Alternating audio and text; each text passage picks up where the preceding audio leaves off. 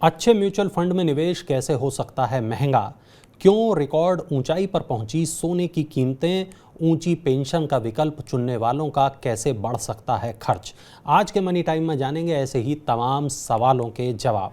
नमस्कार, मैं हूं वरुण। स्वागत है आपका हमारे prime time show money time में। अगर आपका म्यूचुअल फंड उसके बेंचमार्क फंड से बेहतर रिटर्न दे रहा है तो आने वाले दिनों में उस पर म्यूचुअल फंड कंपनी आपसे ज़्यादा फीस भी वसूल सकती है। शेयर बाजार नियामक सेबी ऐसी व्यवस्था पर काम कर रहा है। इसके लिए सेबी की ओर से एक वर्किंग कमेटी का गठन किया गया है। यह कमेटी फंड के प्रदर्शन के आधार पर फीस स्ट्रक्चर तैयार करने पर काम करेगी। कमेटी के सुझाव लागू हुए तो बेहतर रिटर्न देने वाली म्यूचुअल फंड स्कीम्स में निवेश पर फीस चुकानी पड़ सकती है। घरेलू और विदेशी बाजार में सोने की कीमतें रिकॉर्ड ऊंचाई पर पहुंच गई हैं।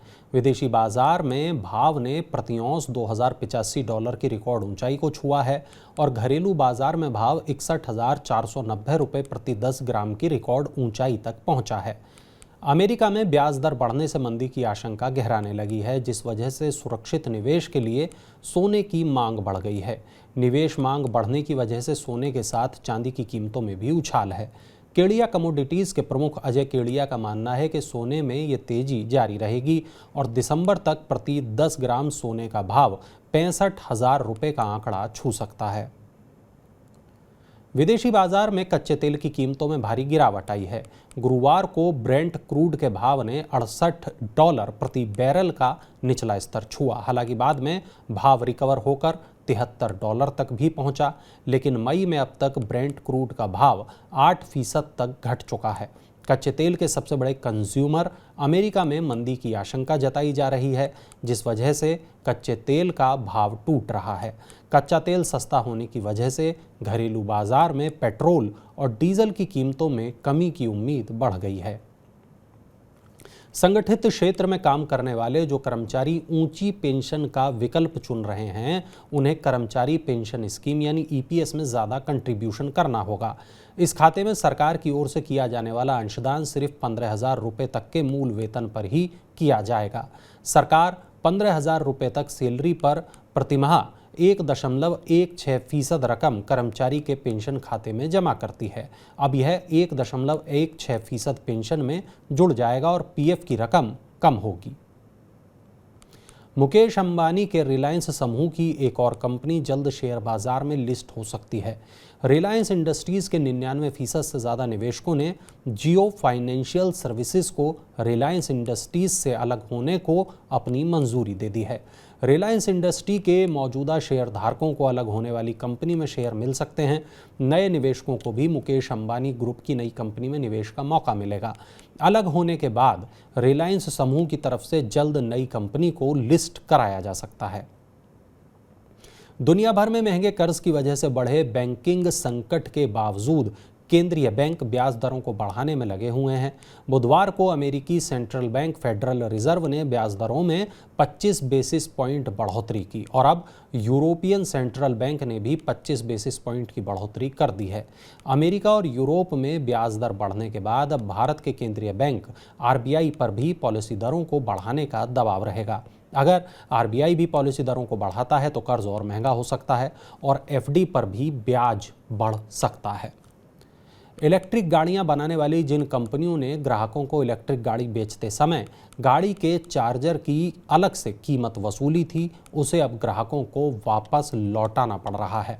ओला इलेक्ट्रिक के बाद हीरो मोटोकॉर्प, टीवीएस मोटर्स और एथर एनर्जी जैसी कंपनियों को चार्जर के पैसे लौटाने के लिए राजी हो गई हैं, लेकिन ये सभी कंपनियां मिलकर ग्राहकों को 288 करोड़ रुपए लौटाएंगी।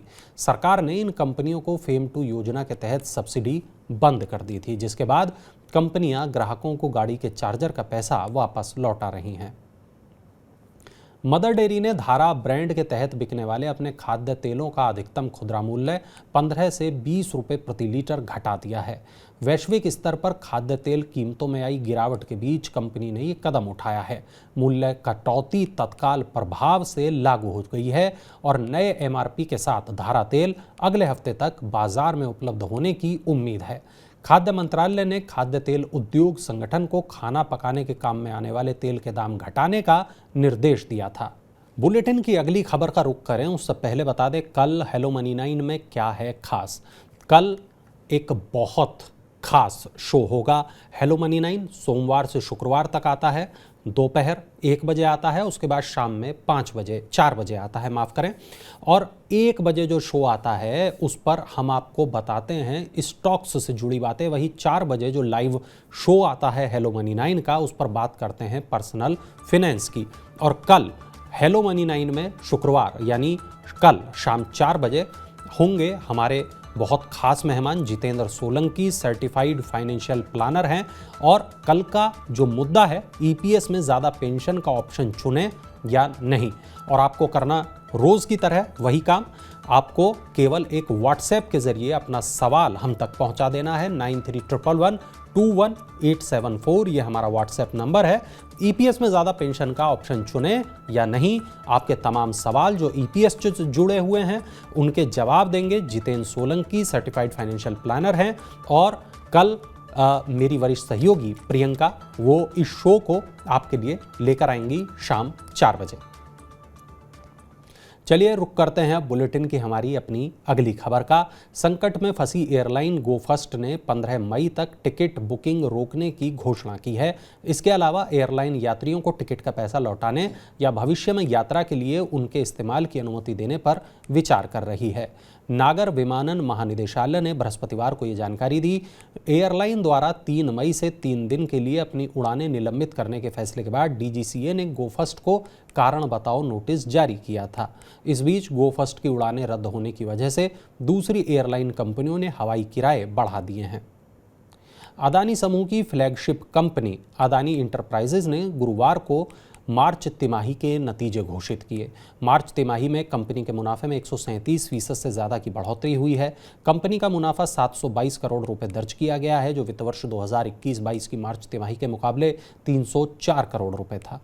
कंपनी के मुनाफे में हुई बढ़ोतरी और कंपनी में निवेशकों का भरोसा लौटाने में ये मददगार हो सकती है। अच्छे मुनाफे की वजह से गुरुवार को शेयर बाजार में कंपनी के शेयर में करीब 4% की तेजी देखने को मिली और शेयर 1900 रुपए के ऊपर बंद हुआ।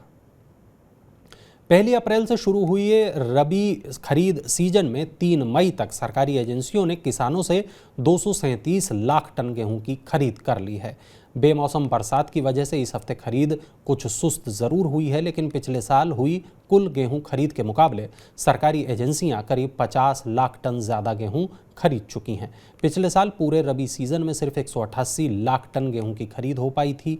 सरकारी गोदामों में गेहूं का स्टॉक बढ़ने से सरकारी अन्य योजनाओं के लिए राशन सप्लाई में सहायता मिलेगी। साथ में ज़रूरत पड़ने पर खुले बाजार में भी सरकार गेहूं बेच सकेगी।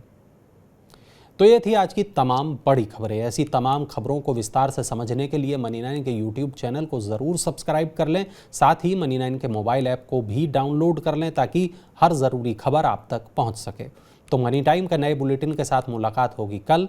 तब तक आप बने रहिए मनी 9 के साथ।